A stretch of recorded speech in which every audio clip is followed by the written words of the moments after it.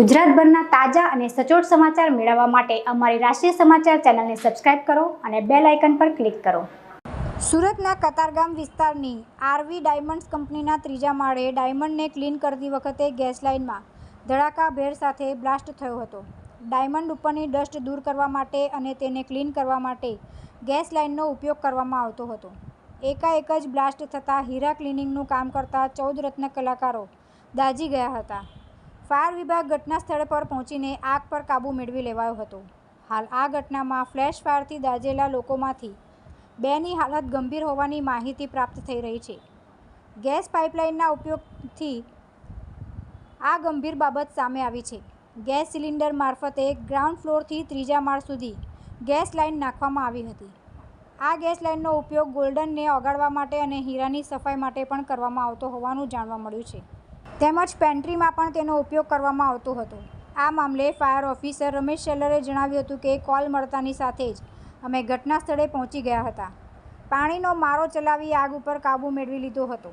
અમે પહોંચ્યા તે પહેલાં 14 જેટલા કામદારો દાઝી ગયા હોવાનું જાણવા મળ્યું હતું।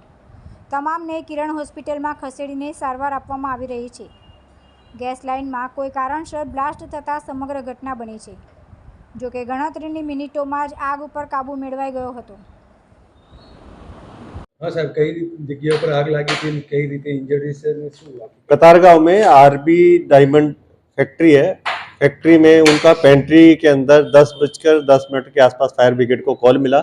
3 गेट से गाड़ियाँ गई तो वहाँ फायर ब्रिगेड पहुँचने से पहले वहाँ इंसिडेंट स्पॉट पे इंक्वायरी किया तो पता लगा कि यहाँ पे गैस लीकेज हुआ था और उसकी वजह से फ्लैश ओवर की वजह से 13 लोग उसमें इंजर्ड हुआ है और 11 लोगों को सुपरफिशियल बर्न है, नॉर्मल एकदम, और 2 लोग उसमें क्रिटिकल है और किरण हॉस्पिटल में उनको एडमिट किया हुआ है। सर, फायर की जो घटना घटी तो किस हिसाब से आगे की कामगिरी करेगी गुजरात सरकार का जो फैक्ट्री एक्ट के हिसाब से? फैक्ट्री एक्ट में जो भी इंडस्ट्रीज वगैरह कवर होती है तो फायर डिपार्टमेंट से एनओसी लेने का नहीं होता उनको, और फायर डिपार्टमेंट के अंडर में नहीं आती है।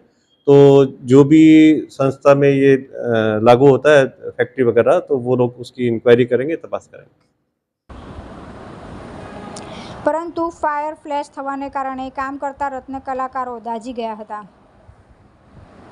તુલસી શર્મા સાથે રાષ્ટ્રીય સમાચાર, સુરત।